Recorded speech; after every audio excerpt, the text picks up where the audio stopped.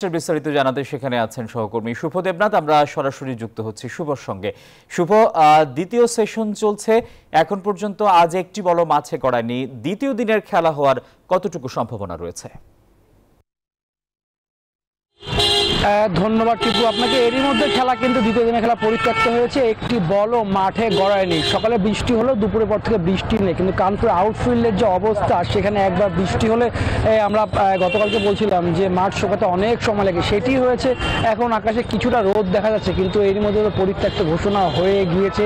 সেসব মিলিয়ে কিন্তু এখন পর্যন্ত টেস্টে 2 দিন অতিবাহিত হয়ে গেল, মাত্র 35 ওভারের খেলা হয়েছে। এই ধরনের উইকেটে খেলা হলে কিন্তু দুই দল কিন্তু সমস্যার মধ্যে পড়তে হবে। বাংলাদেশের জন্য প্রাপ্তি হবে, এখান থেকে যদি কোনো পয়েন্ট নিয়ে তারা দেশে ফিরতে পারে তাহলে কিন্তু অবশ্যই ভালো হবে, এবং সেসব কারণে বাংলাদেশ চাইবে যে পুরো 5 দিন খেলে বাংলাদেশের জন্য এখান থেকে কিছু পয়েন্ট নিয়ে যেতে পারে। টিপু, এই ছিল কানপুর থেকে আমার কাছে এখন পর্যন্ত সব।